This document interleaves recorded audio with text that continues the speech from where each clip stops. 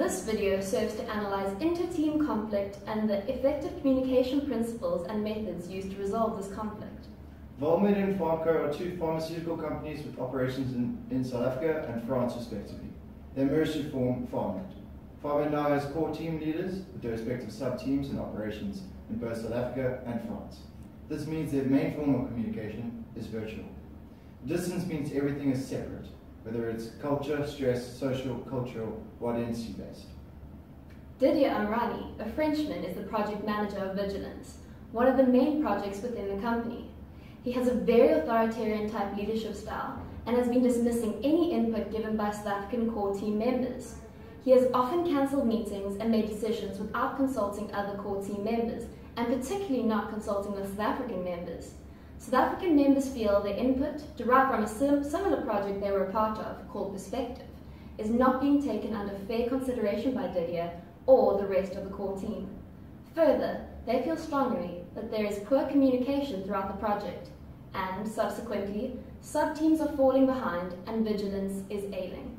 Didier is completely unaware of the conflict that exists within the core team members and the sub-teams. However, the SA members have complained to the managing director of Formative, Lance Goosen, who is South African. Lance has arranged a meeting with Didier to manage the conflict by addressing Didier's communication methods, leadership, and decision-making skills.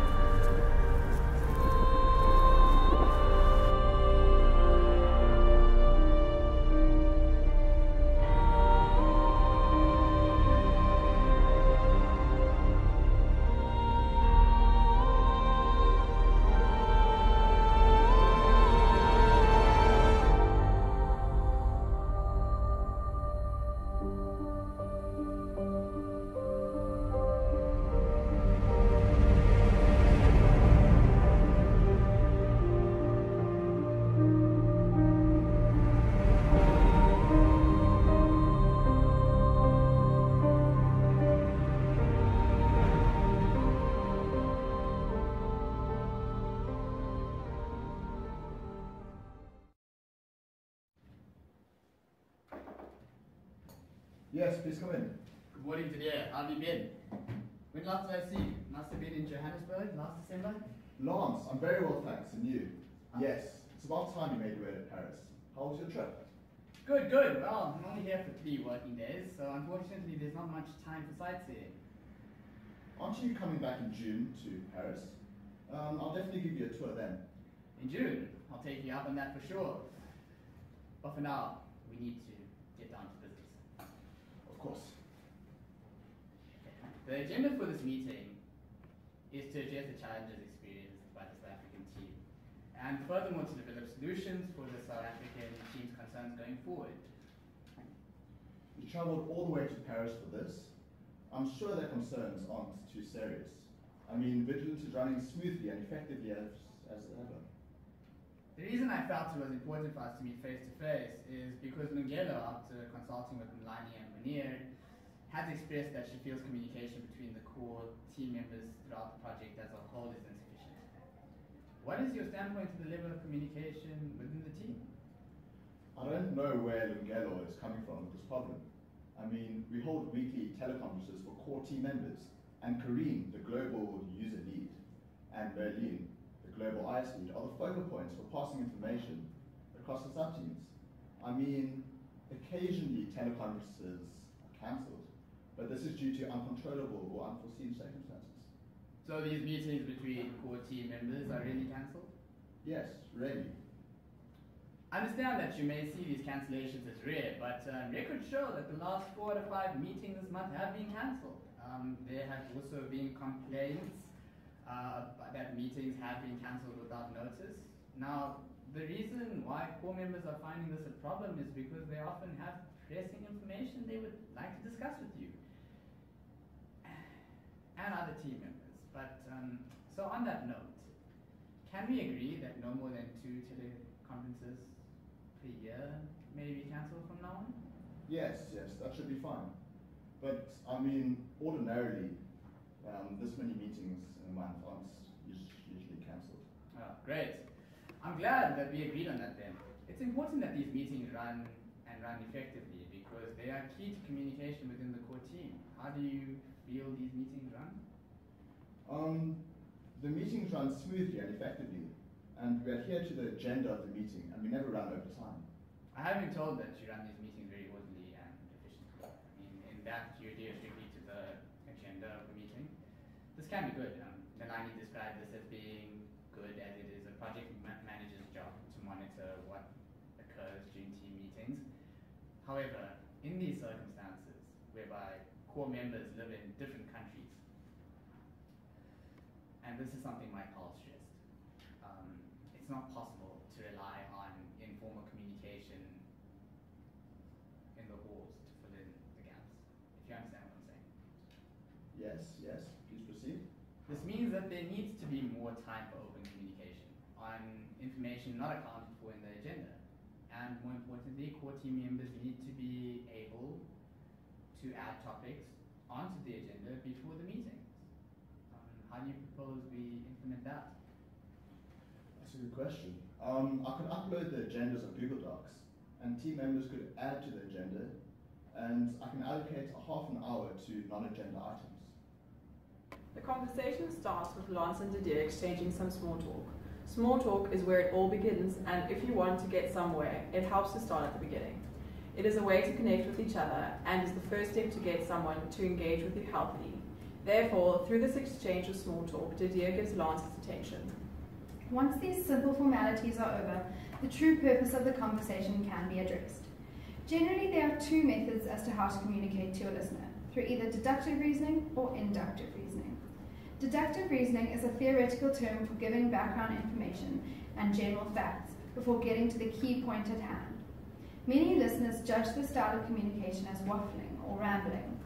Inductive reasoning, on the other hand, is whereby you start your conversation by getting to the point by being specific, and then moving on to the more general but relevant material.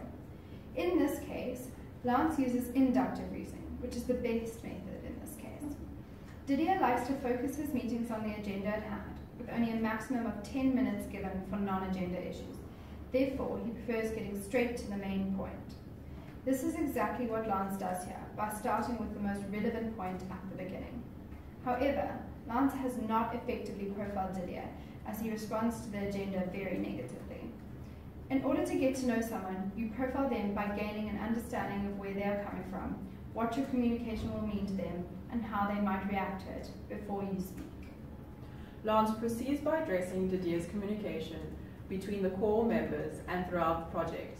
He uses effective communication by explaining his decisions as to why he needed to come all the way from France, as Didier sarcastically puts it. This is the next step in inductive reasoning as Lance goes into details explaining his project. However, in explaining his reasoning, Lance names the individuals who raised the concerns, which could in the future result in discrimination and conflict arising between individuals in the team. Lance then uses an open question to find out Didier's view on the level of communication within the team. This encourages communication by Didier and gets the conversation truly started. This type of question is thought-provoking and can evoke a variety of possible answers. It gets the ball rolling. Lance listens to Didier's answer carefully by acknowledging Didier by nodding, thereby allowing Didier to feel as if he was being heard. Didier follows up by asking a probing question to delve further into the issue of meeting between being cancelled. This is an effective use of communication as it asks for clarification and allows for Lance to get a specific answer to the main problem at hand. Didier gives a short answer and doesn't answer the question fully, but Lance intelligently does not get aggravated and stays calm by suspending judgment on Didier's answer. This doesn't result in Didier becoming annoyed and emotional about the issue at hand. Lance then focuses on the problem and not the person, which is the best method when you want the listener, Didier, to listen carefully and for your listener to move from being a floater to being a converted listener. A floater will listen to you and engage with you. Didier is a floater since he knows the meeting has to be somehow important, as Lance flew all the way from South Africa to France for this issue. Lance focuses attention on giving Didier more information and explaining parts which Didier didn't understand in simpler terms. Thus, Didier and Lance end up agreeing on the issue of cancellation of meetings. Lance is happy about their agreement on this matter and expresses this to Didier. The conversation progresses towards the topic of how meetings are run. Lance asks Didier his viewpoint on this by asking an open question which enables the conversation on this issue to begin. Didier is narrow-minded in his answer to the topic. Lance firstly responds by praising Didier for his running of his meetings, which makes Didier feel good and doesn't make him feel attacked. Lance explains his decisions as to why he finds there is a problem which needs to be resolved, particularly the lack of informal conversation due to there only being virtual communication between the South Africans and French. Lance makes sure that Didier is following his reasoning by using a closed question. These types of questions sum up and confirm actions at the end of an interaction. Lance, though, then continues further into the topic and could have improved his communication by rather using more probing and mirroring questions and only finally using a closed question until he is fully happy that Didier understands what is required in the future. The conversation progresses on how to improve open communication. Didier gives some good answers, but once again, Lance doesn't ask questions for clarification, which may result in problems. Those are fantastic suggestions. I look forward to following up with core members on how this has improved communication within the group. But next I want to address SA members' concerns towards their members' contributions to Vigilance. How do you feel their suggestions and input contribute to Vigilance?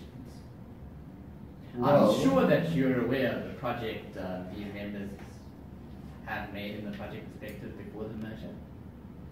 of course. This was an intense, time-consuming project, which was near to completion before the merger, and which was abandoned for the similar but more appropriate project, Vigilance. Their experience from their work on this project is certainly a great asset to Vigilance. Having said that, Nikhil, Naik, and Mcleod feel their input is not valued, and they feel their perspective are not taken under their consideration, for fair consideration.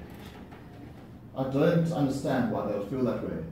Their suggestions are always taken carefully and considered carefully. They can't always get their way though. You're wrong. Okay. To give you an example, Mcleod David, the core team lead for training, told his South African colleagues, the norm here is don't provide your opinion when asked. I mean, until asked. At which point they'll tell you what your opinion is. Well, that is certainly not appropriate, and I will be sure to reprimand him about that comment. But this is not just about David's. SA members feel France core members respond negatively to any input or suggestions that may which are derived from the experience through perspective. This is to the point that any mention of perspective is considered taboo. Furthermore, they feel the key decisions are being made without their discretion. I mean, apparently, you even refer to the France core members and yourself as core members. Clearly, your statement excluding the SA members from the core, I mean, that made them feel excluded, unimportant, and alienated. I mean, it's not my fault when Mcleod misinterpreted what I was saying. I merely thought the problem was easy enough to settle here in France, without the need of getting too many people involved. You think communication is a problem? I was merely reducing the need for communication. I see what you're saying. But Didier, one of the main reasons or lessons SA members have learned through perspective is to stress communication. Ironically, the poor communication within the core team means SA members have been unable to stress the importance of communication in this particular project. Nalani explained to me that it is vitally important to keep all members informed on progress because systems development is dynamic. Furthermore, she stressed that without proper progress communication, sub-teams often quickly head down different paths, and this results in one or both teams having to rework their design, creating time delays that ripple throughout the project schedule and leading to bad feelings within the team. Well, the project hasn't been rescheduled. Vigilance is operating perfectly on time, so it's not fair to assume that the same problems experienced with perspective will be experienced with Vigilance. Lance decides to quickly move on to the next topic, Didier's leadership.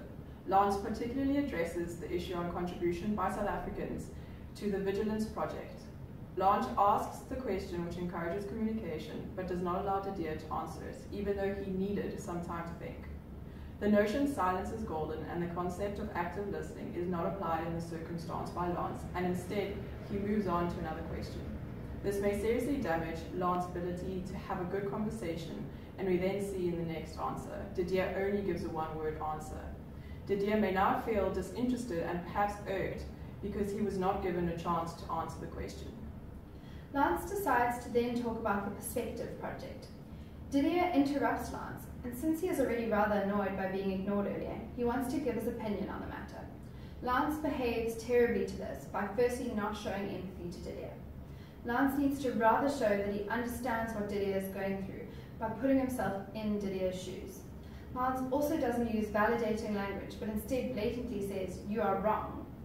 This obviously offends Didier, and hence the example Lance gives to Didier isn't seen to be constructive criticism by Didier. Lance avoids Didier's response to the criticism and transgresses the conversation to focus on SA members not feeling their opinion is worth much, if at all, and that Didier does not value their experiences on working on the Perspective project. Lance's communication is very subjective and uses ineffective communication by referring to the core team adversity and attacking the person, Didier, and not the problem. In this situation, Lance should have rather stayed calm and been objective by giving Didier the benefit of the doubt. He should have concentrated his communication on the problems and how to constructively resolve this. Didier has a firm belief on how to handle the communication by only including the French members. Lance suspends his judgment, which is an effective way to then be able to give his opinion on the matter, and will mean that Didier will listen to what Lance is saying. In his explanation of the importance of communication, Lance touches on the subject of time delays. Didier addresses this, and the conversation moves on to this. The problem, though, is that Didier does not check, through the use of probing and closed questions, that Didier understands what Lance means by using effective communication. Instead, the conversation moves on without this being finalized. The conversation, therefore, could have been improved by Lance rather focusing Didier's attention back to communication and only focusing on time delays later on in the conversation. I'm glad you brought that up. There is evidence that sub-teams have in fact fallen behind schedule despite the delivery date remaining unchanged. These timeline slippages, as described by the SA part of the core team, are directly related to sub-team communication breakdowns. It is very important that we fix this communication breakdown because sub-team stress and confusion is mounting. In fact, tensions have gotten to the point where people were actually storming out of meetings because they were frustrated by what they were being asked to do on short notice without sufficient information. So what do you propose is the best way to handle these situations? Well, It sounds like core members and sub-teams need to improve communication and openness towards problems within the project, such as timeline slippages. Maybe we need to extend the final deadlines to reflect a more realistic time frame. In order to decrease these sub-team communication breakdowns, we could hold weekly teleconferences with all sub-team members involved. Extending the deadlines and holding teleconferences should definitely solve these issues. On a side note, I'm sure you recall 10 months post-merger, there was supposed to be a brief cross-cultural awareness workshop, which was held together with an upcoming face-to-face status update meeting that would include members of both the core team and the sub-teams. The decision to cancel this meeting was made without my consent. And according to many core members, you told them I did give consent for the meeting cancellation.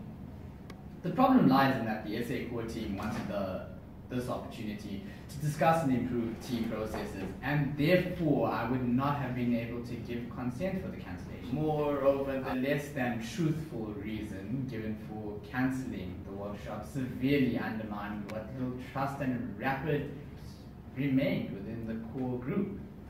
Should another similar event occur, I will be forced to remove you from your management position of the core team of Vigilance. I guess I understand. You must know the level of importance your leadership and decision-making skills have to this project. I mean, should you be able to aid communication between the core members and sub-teams in France and SA effectively, SA members should begin to feel less reluctant to raise issues, and they would be most likely to participate fully and have enthusiasm for the project. I have faith that these conflicts can be resolved with you at the forefront of the conflict resolution.